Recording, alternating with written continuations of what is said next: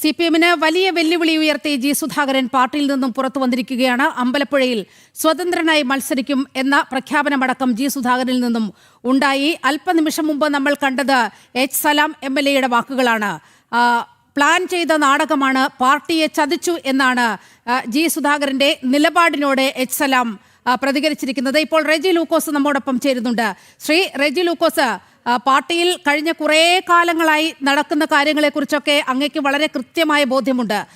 നോക്കൂ, ഈ എച്ച് സലാം MLA നൽകിയ ഒരു പരാതിയുടെ പേരിലാണ് എളമരം കരീം ജി സുധാകരനെ അങ്ങേയറ്റം അപമാനിക്കുന്ന നിലയിലേക്ക് എത്തുന്ന സാഹചര്യം ഉണ്ടായത്. ഇപ്പോൾ അതേ എച്ച് സലാം വന്ന് പറയുകയാണ്, ജി സുധാകരൻ നാടകം കളിക്കുകയായിരുന്നു, പാർട്ടിയെ ചതിച്ചു എന്ന്. ആരാണ് യഥാർത്ഥത്തിൽ പാർട്ടിയെ ചതിച്ചത് എന്നാണ് ഈ ഘട്ടത്തിൽ മനസ്സിലാക്കേണ്ടത്? ശ്രീ റെജി ലൂക്കോസ്. നീലിമ, നമ്മൾ മനസ്സിലാക്കേണ്ടത് എച്ച് സലാം എന്ന് പറഞ്ഞ വ്യക്തിയും അതുപോലെ തന്നെ ബഹുമാനപ്പെട്ട ജി സുധാകരനും തമ്മിൽ ഒന്ന് കമ്പയർ ചെയ്ത് നോക്കിയേ. ജി സുധാകരൻ മുന്നിൽ നിൽക്കാൻ യോഗ്യത പോലില്ലാത്തൊരു കമ്മ്യൂണിസ്റ്റാണ് യഥാർത്ഥത്തിൽ എച്ച് സലാം. ജി സുധാകരൻ ആരാണ്?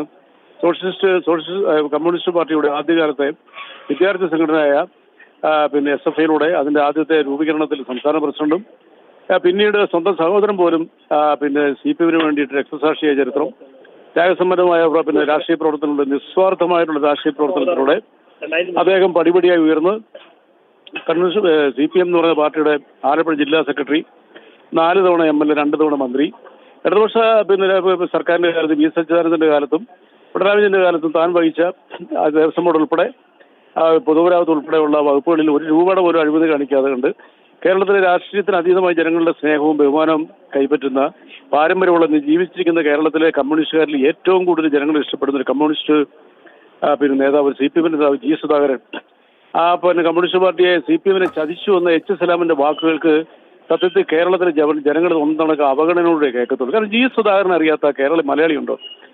ജി സുധാകരനെ കുറിച്ച് പിടിപെട്ട ഇത്തരം വാക്കുകൾ ഓർമ്മ ഇവർ ശ്രദ്ധിക്കേണ്ട ഒരു കാര്യം, അദ്ദേഹം ഇന്ന് പത്രസമ്മേളനത്തിൽ ഉയർത്തിയ ചില കാര്യങ്ങൾ സംഭവവാസങ്ങളുണ്ട്. ഒന്ന്, SDPI പോലുള്ള രാജ്യവിരുദ്ധ ശക്തികളുമായിട്ട് ആലപ്പുഴയിലെ CPM-ന്റെ ചില നേതാക്കൾക്കുള്ള ബന്ധം, അതുപോലെ തന്നെ CPM-ന്റെ ഏരിയ സെക്രട്ടറി ആയിരുന്ന അദ്ദേഹത്തിന്റെ പേര് ഞാൻ മറന്നു നിർഭാഗ്യവശാൽ 2 വർഷം മുമ്പ് നിരോധിച്ച പുകയില വസ്തുക്കൾ ഒരു ലോഡുമായിട്ട് പിടിച്ച സംഭവം, അന്ന് ജി സുധാകരൻ ശക്തമായ രീതിയിൽ പ്രതികരിച്ചാണ്. അങ്ങനെ വർഗീയവാദികളുമായിട്ട് കൂട്ടുകെട്ടി ആലപ്പുഴയിലേക്ക്, ആലപ്പുഴയിൽ നിന്ന് മാത്രമല്ല മറ്റു പല സ്ഥലങ്ങളിലെയും CPM-നെ ഇത്തരം കൂട്ടുകെട്ടിൽ പോയി കൂട്ടുകെട്ടി ആ പാർട്ടിയുടെ ഇതുവരെ ഉണ്ടായിരുന്ന പാരമ്പര്യമെല്ലാം വെല്ലുവിളിച്ചുകൊണ്ട് ഇത്ര കൊള്ളസംഘത്തിന്റെ ക്രിമിനലുടെയും ഒരു വിഹാര കേന്ദ്രമായിട്ട് ഈ പാർട്ടി മാറിയതിന്റെ യഥാർത്ഥ ചിത്രമാണെന്ന് കേരളത്തിലെ ജനങ്ങൾ ജി സുധാകരന്റെ വാക്കുകളിലൂടെ കേട്ടത്. അതിൻ്റെതായ ഗൗരവത്തോടത്തിലൂടെ തന്നെ അദ്ദേഹത്തിന്റെ വാക്കുകൾ കേരളം ശ്രമിക്കും. അങ്ങനെ ഒരു മനുഷ്യനെ, കേരളത്തിന്റെ ഇന്ന് ജീവിച്ചിരിക്കുന്ന മഹത്തായ VS-ന്റെ പാരമ്പര്യം ഉൾക്കൊള്ളുന്ന ഒരു മഹാനായ വ്യക്തിയെ, ജനങ്ങളെ ഏറ്റവും കൂടുതൽ ആദരിക്കുന്ന ഒരു കമ്മ്യൂണിസ്റ്റുകാരനെ ചതിച്ചു എന്ന വാക്ക് ഉപയോഗിച്ചുകൊണ്ട് ആക്ഷേപിക്കുക എന്ന് പറഞ്ഞിട്ടുണ്ട്. ശരിക്കും പറയുകയാണെങ്കിൽ എച്ച് സലാമിനെ പോലുള്ളവരാണ് ഈ രാഷ്ട്രീയ പ്രസ്ഥാനത്തിന്റെ കേരളത്തിലെ ഏറ്റവും വലിയ ശാപം എന്ന് പറയാം. അതേ MLA കഴിഞ്ഞ 2021 അമ്പലപ്പുഴയിൽ നിന്ന് മത്സരിക്കുമ്പോൾ ജി സുധാകരന്റെ പടം വെച്ചാണ് അവിടെ പോസ്റ്റ് ഒട്ടിച്ചത്. പക്ഷേ അദ്ദേഹത്തിനോടുള്ള അസൂയയും സ്പർദ്ധയും മൂത്ത ഈ പറഞ്ഞ കച്ചവടം ക്രിമിനൽ ലോകി അദ്ദേഹത്തിന്റെ ആ പോസ്റ്ററുകൾ, ചിത്രങ്ങളുടെ പോസ്റ്ററുകളെല്ലാം കീറിക്കളയുകയും അതിന്റെ ഫലമായിട്ട് അവിടുത്തെ വോട്ടർമാർ, സഖാക്കൾ തന്നെ അദ്ദേഹത്തിന്റെ ഭൂരിപക്ഷം കുറയ്ക്കുകയും ചെയ്തതിൽ അതിനുശേഷം ഭൂരിപക്ഷം കുറഞ്ഞതിന്റെ പേരിൽ എളമരം കരീമിന്റെ നേതൃത്വത്തിൽ ഒരു കമ്മീഷൻ നിയോഗിക്കുകയും ഈ എളമരം കരീം സുധാകരനെ കുറ്റപ്പെടുത്തി ഒരു കുറ്റപത്രം സമർപ്പിക്കുകയും ചെയ്തു. ഒന്ന് ആലോചിക്കുകയും, ഏറ്റവും മഹത്തായ പാരമ്പര്യം, ത്യാഗസമ്പൂർണമായിട്ടുള്ള ജനങ്ങളുടെ മുമ്പിൽ ഈ പാർട്ടിക്ക് വലിയ അടിത്തറ ഉണ്ടാക്കി കൊടുത്ത ഒരു കമ്മ്യൂണിസ്റ്റിനെ ഈ രീതിയിൽ അപമാനിച്ചപ്പോൾ അദ്ദേഹത്തിന് അവിടെയാണ് വലിയ വിരോധാഭാസം എന്ന് പറയുന്നത്. എച്ച് സലാം മത്സരിച്ച് തോറ്റിട്ടാണ് ഇത്തരത്തിൽ സുധാകരനെതിരെ കുറ്റപത്രം നൽകുന്നതെങ്കിൽ അത് സമ്മതിക്കാം. പക്ഷേ എച്ച് സലാം അമ്പലപ്പുഴയിൽ വിജയിക്കുകയാണ്. ആ വിജയിച്ച ആളാണ് ജി സുധാകരൻ പാർട്ടിക്ക് വേണ്ടി പണിയെടുത്തില്ല, തന്നെ തോൽപ്പിക്കാൻ ശ്രമിച്ചു എന്ന് പറഞ്ഞുകൊണ്ട് പാർട്ടിക്ക് പരാതി നൽകുന്നത്. അപ്പോൾ തന്നെ ജി സുധാകരനെ വെട്ടുക എന്ന് പറയുന്നത് ആലപ്പുഴയിലെ ചില കേന്ദ്രങ്ങൾക്ക് വളരെ അത്യാവശ്യമുള്ളൊരു കാര്യമായിരുന്നു. അതുകൊണ്ടാകാം ഒരുപക്ഷെ ഇന്ന് ജി സുധാകരൻ പറഞ്ഞത്, പൊളിറ്റിക്കൽ ക്രിമിനലുകളെ കൂടെ കൊണ്ട് നടക്കുന്ന പാർട്ടി. മാത്രവുമല്ല, അദ്ദേഹം വലിയൊരു മുന്നറിയിപ്പ് CPM-ന് നൽകുകയാണ്. ആലപ്പുഴയിൽ SDPI-യുടെ വളർച്ച പാർട്ടി പരിശോധിക്കണമെന്ന് ജി സുധാകരൻ പറയുമ്പോൾ ഇതെല്ലാം കൂടി കൂട്ടിച്ചേർത്ത് വായിക്കുമ്പോൾ പൊളിറ്റിക്കൽ ഇസ്ലാമിനെതിരെ നിലപാടെടുക്കാത്ത ആളുകൾക്ക് പാർട്ടിയിൽ എത്രത്തോളം നിലനിൽക്കാൻ കഴിയുമെന്ന വളരെ വലിയ ചോദ്യം കഴിഞ്ഞ കുറച്ച് നാളുകളായി നമ്മുടെ രാഷ്ട്രീയ മണ്ഡലത്തിലുണ്ട്. അത് ശരിവെക്കുന്ന രീതിയിലാണ് ജി സുധാകരന്റെ കാര്യത്തിൽ നിലപാടുകൾ പിന്നീട് ഉണ്ടായത് പാർട്ടിക്കകത്ത്.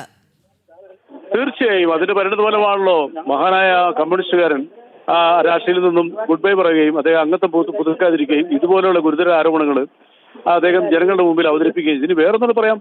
അമ്പലപ്പുഴയിൽ നിന്നും വിജയിപ്പിച്ച അവിടുത്തെ വോട്ടർമാരെ അവമാനിക്കുകയല്ലേ എച്ച് സലാം ചെയ്തത്. ഈ പരാജയപ്പെട്ടു എന്നുണ്ടെങ്കിൽ എന്തെങ്കിലും കാരണവശാൽ പരാജയത്തിന്റെ കാരണങ്ങൾ ന്യായീകരിക്കും. വിജയിച്ചൊരു വ്യക്തി ആലപ്പുഴയുടെ അഭിമാനസമായുള്ള ഈ പാർട്ടിയുടെ തന്നെ ഏറ്റവും വലിയ മുതിർന്ന നേതാവിനെ അധിക്ഷേപിക്കാൻ വേണ്ടി ഒരു കമ്മീഷനെ വെക്കുകയും അദ്ദേഹത്തിനെ പുറത്തു കളയാനായിട്ട് തീരുമാനമെടുക്കത്തക്ക വക്കിലെത്തുന്നതിന്റെ കാരണം എന്നുള്ള ജി സുധാകരൻ ഈ കള്ളന്മാർക്കും ക്രിമിനലുകൾക്കും SDPI പോലെ വാരിപ്പുണരുന്ന പ്രവർത്തകർക്ക് ഒരു ഭീഷണിയായതിന്റെ പേരിലാണ് ഇതുപോലെ മഹാനായ നേതാവിനെ അവർ ഈ എന്താ പറയുക ഈ കമ്മീഷനോട് തേജോവധം ചെയ്യാൻ പോയത്.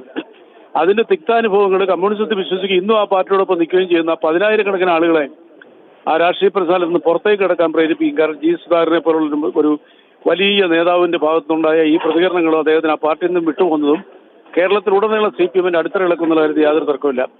അദ്ദേഹം സ്വതന്ത്രനായിട്ട് അവിടെ മത്സരിക്കുമെന്നാണ് പറഞ്ഞിരിക്കുന്നത്. ഒരു കാര്യം ഉറപ്പായി കഴിഞ്ഞു, പുന്നപ്പുര വരാറും ഒക്കെ ഉൾക്കൊള്ളുന്ന ആലപ്പുഴയിൽ നിന്നും 63-65 വർഷമായിട്ട് ഈ പാർട്ടിയുടെ കൊടിയേറുന്ന കേരളം ആദരിക്കുന്ന കെ സുധാകരന്റെ വാക്കുകളിൽ നിന്ന് വളരെ ഗൗരവത്തോടുകൂടി ഇടതുപക്ഷ പ്രസ്ഥാനക്കാർ വീക്ഷിക്കും.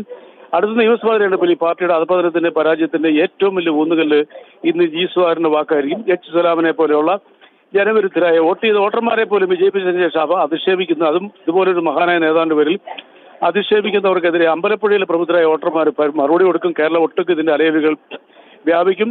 അപ്പോൾ യാതൊരു തർക്കവുമില്ല, CPM-ന്റെ അവസാനത്തിന്റെ ആരംഭങ്ങൾ ആരംഭിച്ചു കഴിഞ്ഞെന്നുള്ള കാര്യത്തിൽ യാതൊരു സംശയമില്ല. നീലമേ, വളരെയധികം നന്ദി ശ്രീ റെജി ലൂക്കോസ് ഈ ഘട്ടത്തിൽ പ്രതികരിച്ചതിന്.